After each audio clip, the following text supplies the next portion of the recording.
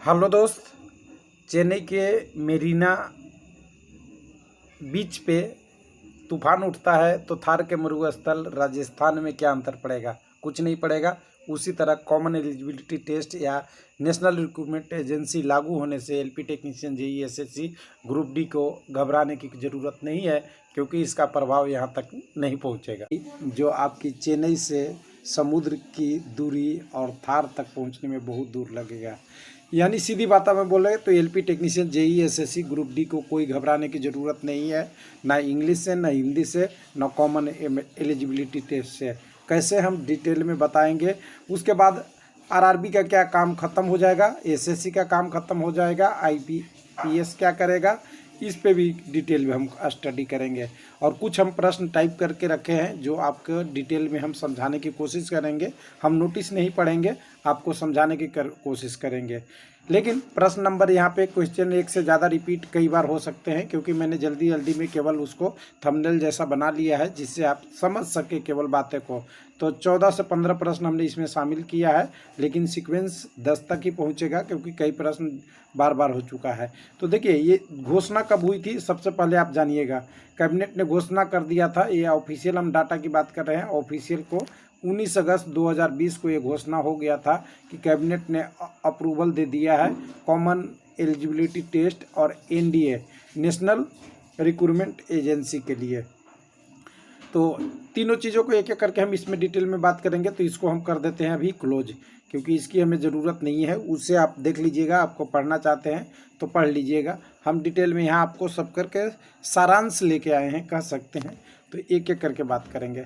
सबसे पहले एनआरआई क्या है, तो ये आप जान गए हैं कि राष्ट्रीय भर्ती एजेंसी या नेशनल रिक्रूटमेंट एजेंसी है।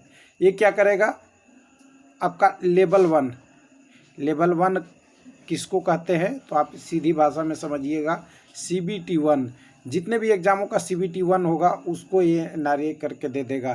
तो आपको अभी लग रहा होगा कि अभी आरआरबी की ज़रूरत पड़ेगी, क्योंकि बहुत सारे एग्ज़ाम में CBT 2 और CBT 3 यानी CBAT वगैरह होती है।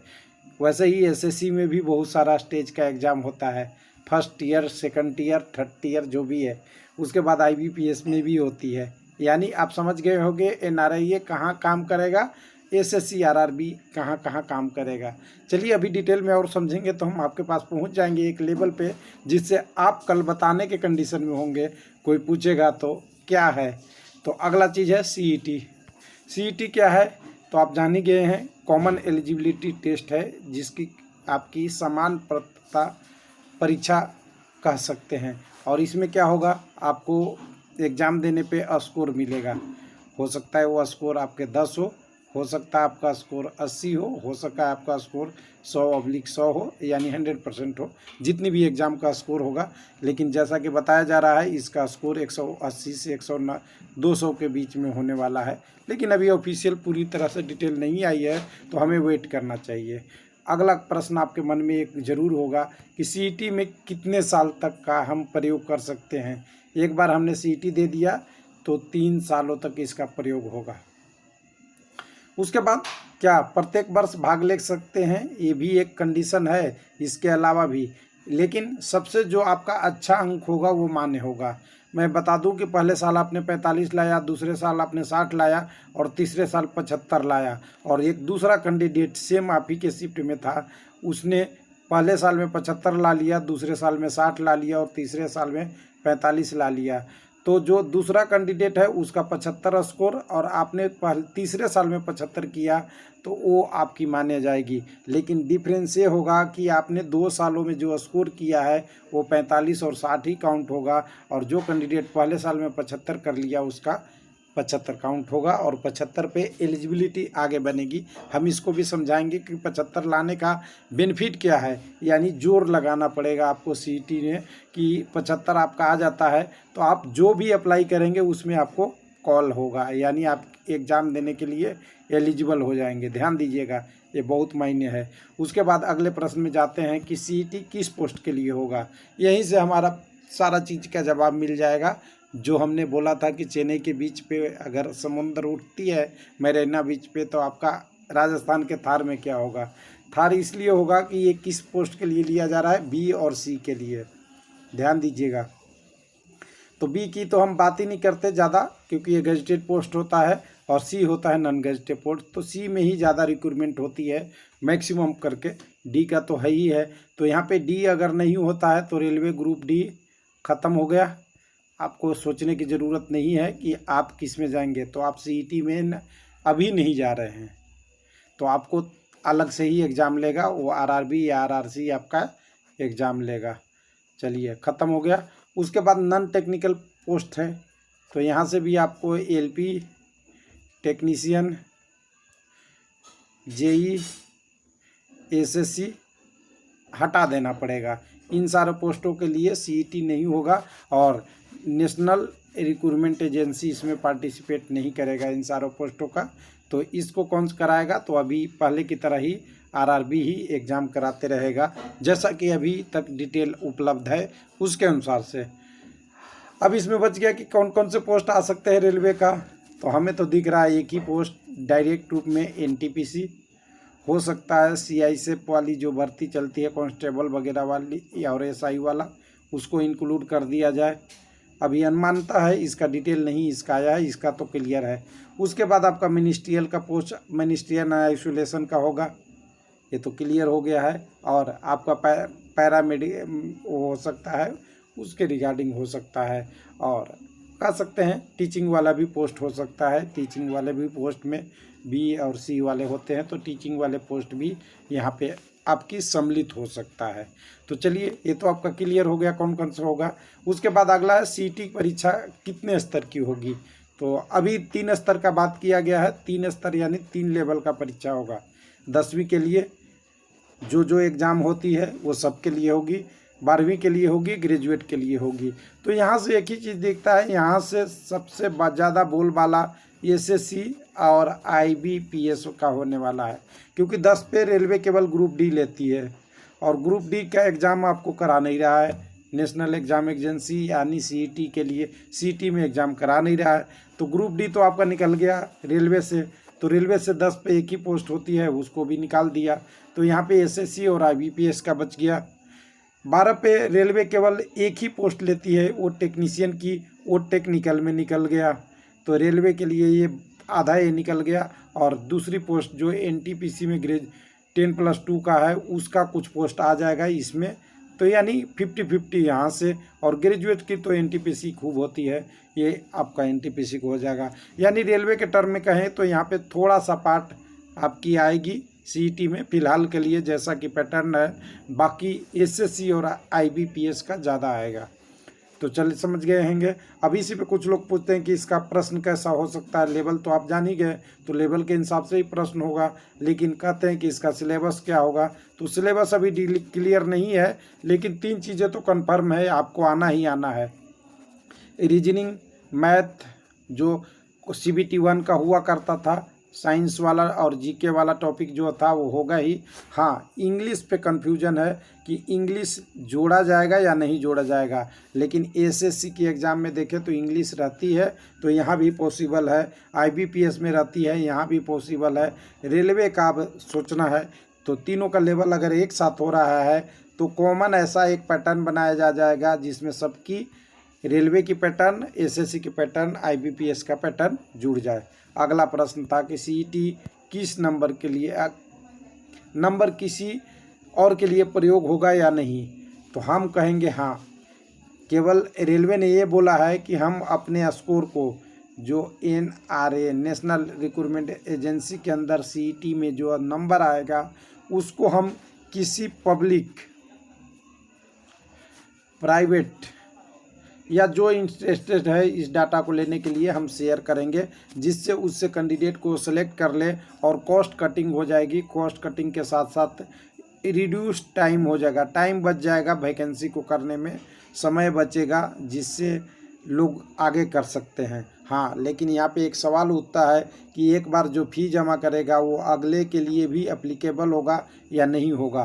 तो एज पर अभी तक के लिखे के अनुसार से अगले स्टेज के लिए भी एप्लीकेबल होगा, लेकिन नहीं होगा तो फिर देखना पड़ेगा नोटिफाई क्या करके आता है।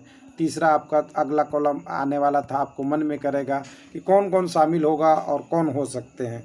तो अभी तक का बोला है कि सीईटी में कौन कौन को शामिल किया जा रहा है, एसीसी, आईबीपीएस, आरआरबी भी 50% से भी कम, बहुत कम पोस्ट को शामिल कर रहा है, क्योंकि नॉन टेक्निकल को केवल शामिल कर रहा है और ग्रुप डी छूट ही जा रहा है। तो एसएससी आईबीपीएस मेन रहेगा, लेकिन ये बोला गया है कि इसमें कोई भी एजेंसी शामिल हो सकता है जो अभी एग्ज़ाम लेने से बचना चाहता है, कम समय में करना चाहता है। तो फ्यूचर में इसका विस्तार संभव है, इसको ध्यान रखिएगा, फ्यूचर में हो सकता है।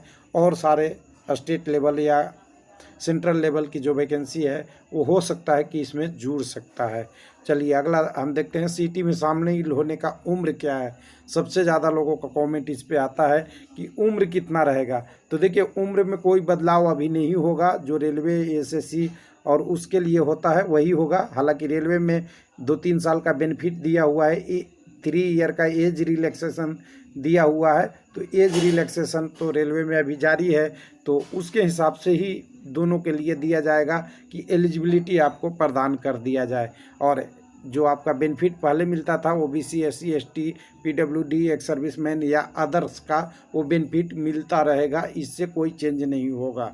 उसके बाद अगला सवाल लोगों का था कि कहाँ होगा परीक्षा केंद्र। तो जानते ही हैं, इन्होंने बोला था शुरुआत में जो हमारी नोटिस आई थी 19 अगस्त 2020 को, तो उसमें 117 जिला की इन्होंने बात किया था। लेकिन ये अब धीरे धीरे बढ़ रहा है, जैसे लद्दाख का दोनों, लेह और लद्दाख दोनों को सेंटर बनाया गया है, लेह और कारगिल दोनों सेंटर बनाया गया है, उसी तरह भविष्य में हर जिले को इन्होंने विस्तार करने का बात बोला है। इसलिए कि कम टाइम लगे, लोगों को खर्च कम हो, आने जाने के में फी भी कम लगे, चाहे एग्ज़ाम के टर्म में या ट्रैवल के टर्म में। रूरल एरिया में हो तो सबको बेनिफिट होगा, वोमेन का भी बेनिफिट होगा, ये इसका टारगेट है आने वाले दिनों में। उसके बाद अगला था कि सीईटी का सिलेबस क्या होगा। तो ध्यान दीजिएगा, सीईटी का सिलेबस अभी पूरी तरह से डिफाइन नहीं है, लेकिन मैंने बोला आपको एप्टीट्यूड टेस्ट रहेगा, रीजनिंग रहेगा, जीके रहेगा, ये लेवल के अनुसार से 10-12 और ग्रेजुएट का ये तो रहेगा। इंग्लिश पे अभी कन्फ्यूजन है, हो सकता है इंग्लिश इंक्लूड हो, क्योंकि एसएससी और आईबीपीएस का इंग्लिश का मैटर रखता है। उसके बाद अगले प्रश्न की बात करेंगे, तो अगला प्रश्न था लोगों का, सीईटी से आने से आरआरबी एसएससी का क्या होगा, आईबीपीएस क्या करेगा। तो मैं कह रहा हूँ कुछ नहीं होगा, पहले जैसा ही काम करेगा। तो ध्यान दीजिएगा क्या होगा, मैं कह दूँ पहले सवाल में आपको एक जवाब दे दूँ इसको, तब फिर इसका अगले पे चलेंगे।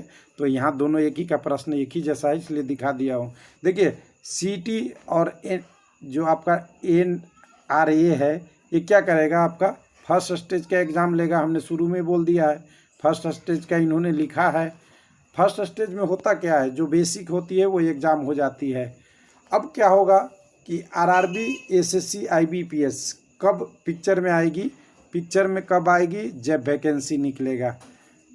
ये तो बिना वैकेंसी का आपका, ध्यान दीजिए एक बार मैं क्लियर कर देता हूँ, सीईटी बिना वैकेंसी का आपका एग्ज़ाम हो जाएगा। कोई पोस्ट नहीं है तब भी आपका एग्ज़ाम सीईटी के लिए स्टार्ट हो जाएगा, और एग्ज़ाम लेके आपकी एलिजिबिलिटी बना दी जाएगी कि आने वाले दिनों में जो वैकेंसी आएगी उसमें आप अप्लीकेबल हो जाएंगे।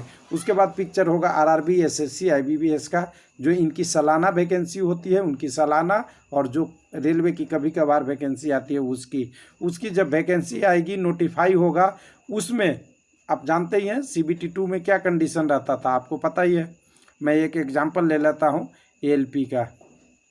तो एएलपी में क्या बोला है, CBT 2 में हम 15 गुना लेंगे, हो सकता है मैं एग्जाम्पल दे रहा हूँ। एनटीपीसी में क्या बोला है, CBT 2 में हम 20 गुना लेंगे।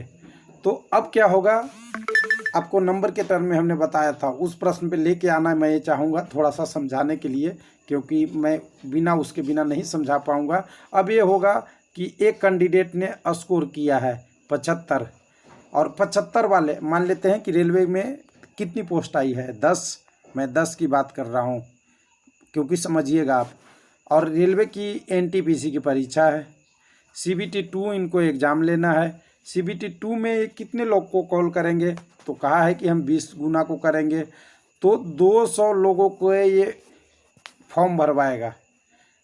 हालांकि फॉर्म भरने के लिए सबको अप्लाई करने के लिए मौका देगा, या कुछ सेलेक्टिव कैंडिडेटों को टॉप वाले को सेलेक्ट कर लेगा। दो तरीके हैं, पहला कि आप लोग फॉर्म अप्लाई कीजिए, फॉर्म अप्लाई करेंगे, उसमें से ऊपर वाले जो टॉपर होंगे 20-200 जिनकी इनकी ज़रूरत है उतने ऊपर वाले को इस एग्ज़ाम में कॉल कर देंगे, कॉल लेटर दे देंगे और आगे की प्रोसेस कर देंगे।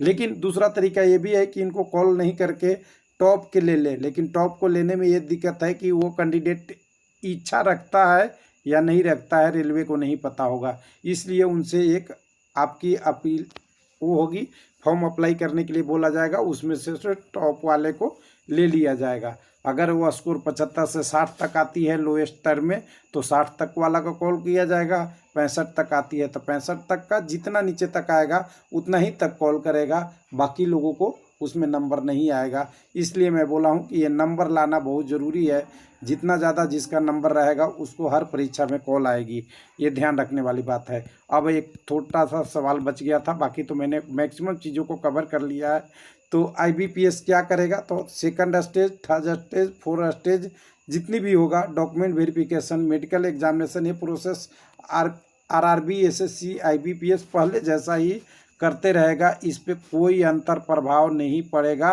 क्योंकि फर्स्ट स्टेज का एलिमिनेशन हो गया। अब ऐसा किया क्यों गया, आपको मन में उठेगा।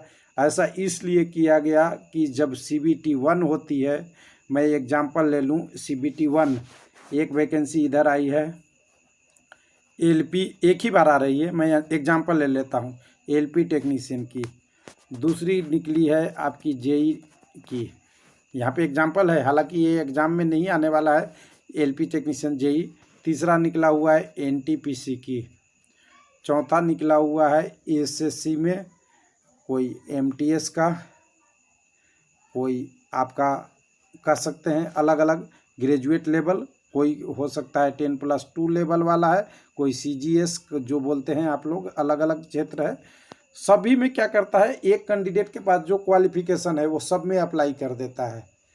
तो अप्लाई करने से क्या होता है, कंप्यूटर तो इंगेज होगा ना, कंप्यूटर बेस्ड टेस्ट है।